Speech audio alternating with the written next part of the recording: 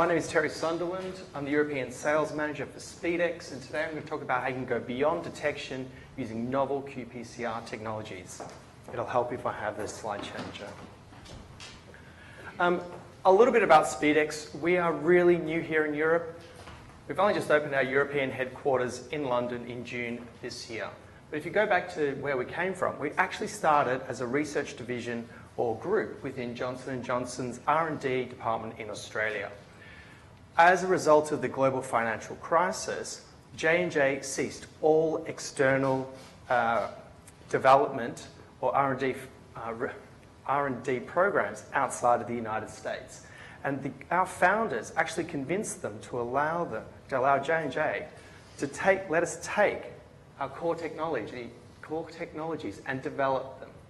Now, we spent a number of years developing them further, and we entered some licensing agreements with Illumina and BioLine, and most interestingly, with Biocartis. Now, you may have seen in GenWeb last week, they have this Idilla platform, which is a fantastic cartridge system, that they have these 3 kits for oncology, which can detect 98 mutations. In one of them, there is a 26-plex multiplex. And this is how big it is. It's a sample to answer cartridge. If you look on the side of it, it says SpeedX Technologies. Now, after that, we actually started working with a group in Melbourne, a sexual health group, and we realized that there's some challenges around antimicrobial resistance of a particular organism, and that there was application for our technology. And that's where we realized we could actually start bringing our technology and selling it directly to customers. And so we have 2 kits at the moment. But what we have is 2 core technologies. One is Plex PCR, and the second is Resistance Plus. Plex PCR gives you more pathogens per test, while Resistance Plus gives you antimicrobial resistance status. This occurs in a single qPCR assay, and it can allow you to get rapid information to enable effective antimicrobial treatment.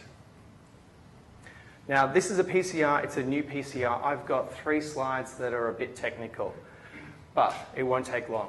Within the assay, you have a target gene. This is your choice, and we'll say it's a bacteria. We have a forward and reverse primer and a signal probe. Now, the signal probe looks like, it's similar to a TACMan. It has a fluorophore and a quencher. But we also have these 2 DNA oligos, which we call partzymes. This assay will run on a normal qPCR platform that you probably have in your diagnostic lab today. Now, as the thermocycler goes through its cycling process, we get extension of the template, but then at the annealing phase, we have the 2 partzymes joined together to create a plexzyme.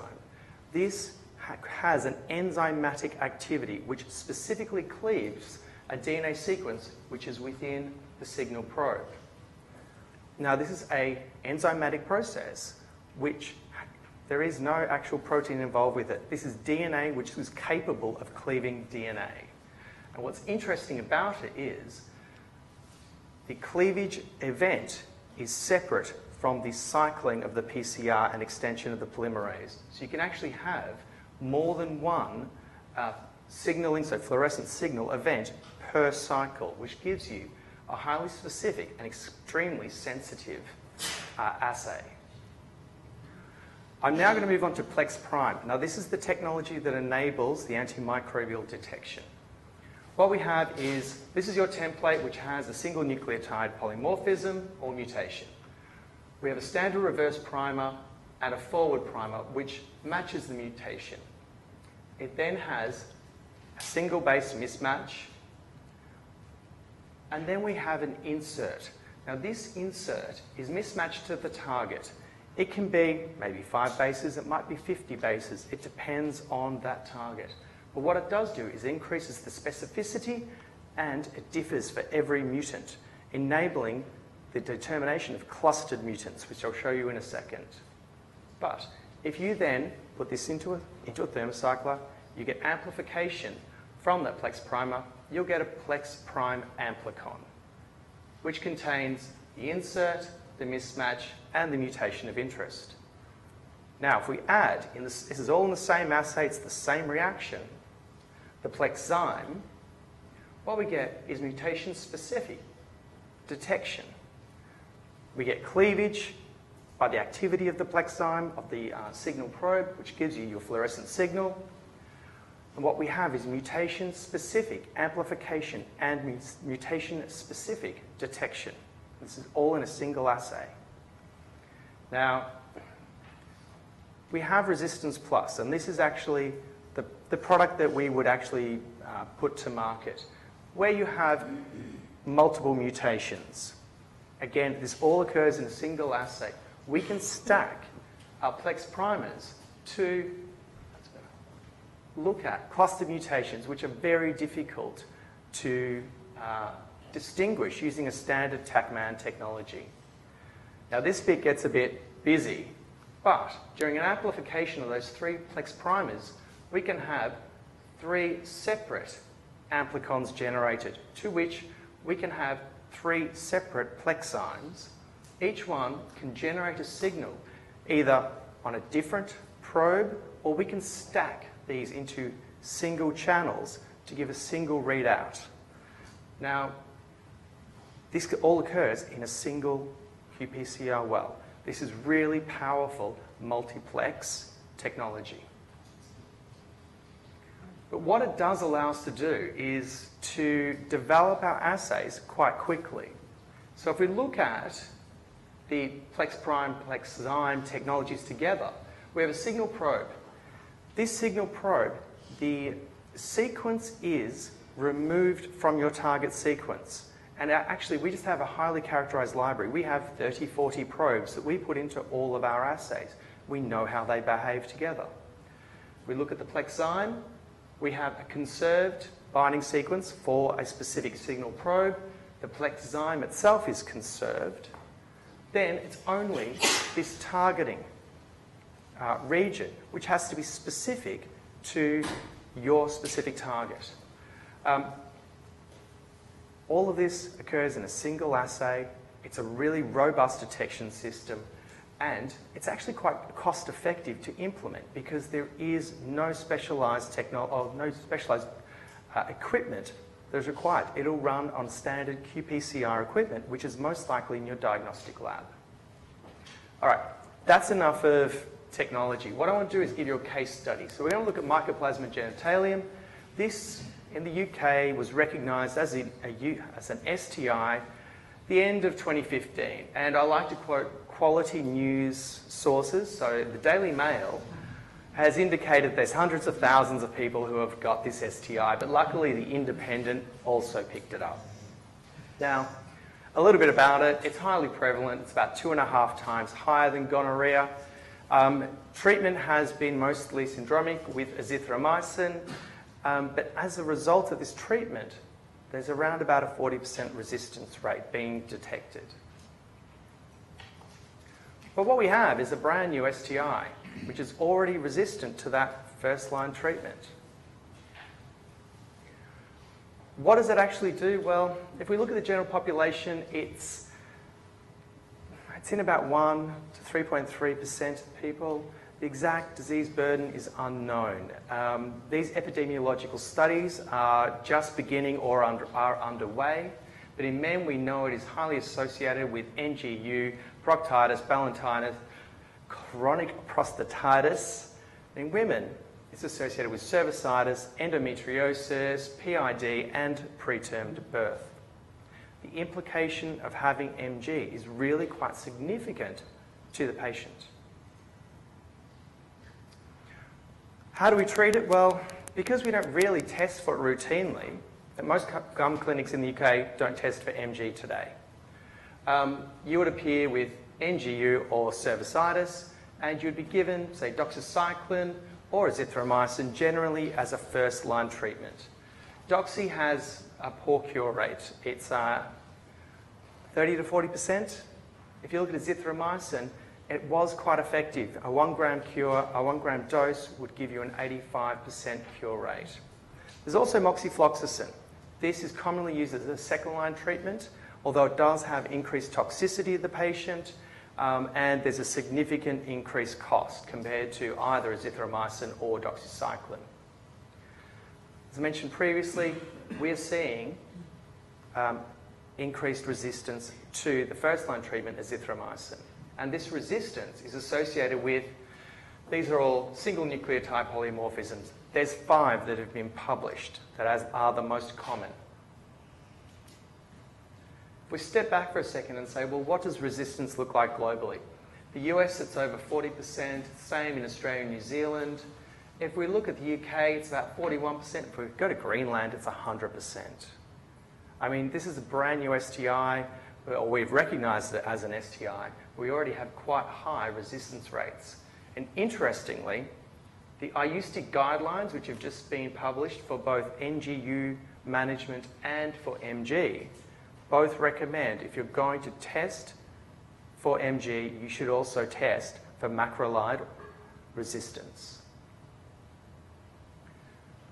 So what does testing currently look like? Well, MG, it's a bacteria. You should be able to grow it. Well, it's actually really difficult to grow.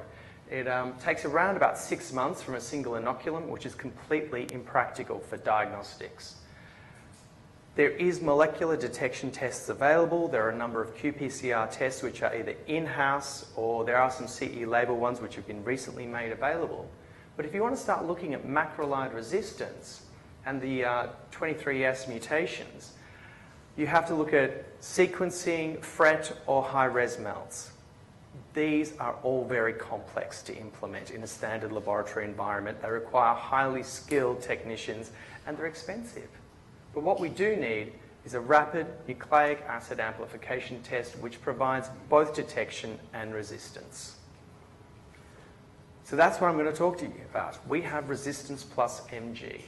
This is a single qPCR well assay. It both detects MG and it will determine the presence of any one of those 5 SNPs that confer macrolide resistance. What does the test look like? Well, it's really quite simple. We have, in a single well, we have 3 channels or 3 separate probes. The first, we get detection of MGen. The second, we've stacked the 5 reactions that could give you the SNP. So for a clinical decision to be made, if any of these come back as positive, your patient has MG, which is macrolide resistance, and we have an internal control. Performance-wise, well, sensitivity for MG detection is over 96%, resistant markers are over 97%, specificity is 100% and over 93% collectively. It's a single well assay, it's really quick. We've got multiple specimen types, and because we know that people like the hologic system within sexual health, we are validating for use with the Aptima transport system. So we don't have to change the practice within the clinic of how they collect samples, and they don't have to collect an additional sample. What you get is, in a single assay, both detection and determination of macrolide resistance. So, if you look at a comparison of if you just implement a detection of MG compared to a macrolide resistance. So we'll use an example which is a patient presents with symptomatic urethritis. They would either get azithromycin or doxycycline, depending on your clinic. You test for CT, NG, MG. At 3 weeks, you do a test of cure, or there'd be failure. Then you'd administer a second-line treatment. MG is a slow-growing organism. If you administer doxycycline, and with that 30 to 40% cure rate, with such a low cure rate, doxycycline can actually reduce the bacterial load, which means that the patient doesn't return for that test of cure because they think they're cured. They think they're fine. They reappear another 3-6 weeks later. So what we have is people walking around with a macrolide-resistant MG, spreading it in the community. But if we take this same situation and apply a test which includes macrolide resistance, what we get is that person still, their clinic experience doesn't change, but they get a call back, and that might be 2 days later, where they are administered a second-line treatment. Now, this removes that MG from the community. and it's also in line with the IUCD management guidelines. You get improved patient outcome and reduced spread of antimicrobial resistant MG. Now, this is in line with the O'Neill report, intervention 5. This is what we're saying we should be doing here. But I'm going to talk about fluoroquinolones for a second. I mentioned moxifloxacin. It's the second-line treatment. At the moment, we already have 15% resistance in Australia. There are reported cases here in the UK. Again, it's SNPs, which are conferring the resistance. What we have is a new STI, which is resistant to not only first-line treatment, but also second-line. In development, we already have, this is in clinical development, we have a test for MG fluoroquinolone resistance, where we're working with the Royal Women's Hospital. And this is where I'm coming back to rapid assay development, or our ability to do that. And if we look at us as a company, what we're aiming to do, we don't just do sexual health. So we also are looking at Mycoplasma Pneumoniae. Now, macrolide resistance here is everything from China, which is anything up to 100%. Australia, it's quite low. But here in Europe, it's growing. So at the moment, we have about 9% in the UK. Again, we have a test which is already in clinical evaluation, which looks at macrolide-resistant Mycoplasma Pneumoniae. So looking forward, we have two core technologies, the Resistant Plus and the Plex PCR. Resistance Plus, this is what we are developing, which specifically addresses the challenge of identifying antimicrobial resistant bacteria. But we also have Plex PCR, which assists with determining when you should be using or administering an antimicrobial. And we have some really interesting, this one here. This is going to be an excellent. This gonorrhea is going to be absolutely amazing. It's a very simple, multi-antimicrobial resistant test. And we have R&D versions that are available, so we are looking for collaborators. So, my name's Terry Sunderland. That's my email address if you require anything. It's a .com.au because we're an Australian company. I'd like to thank you all for your time, and if you have any questions.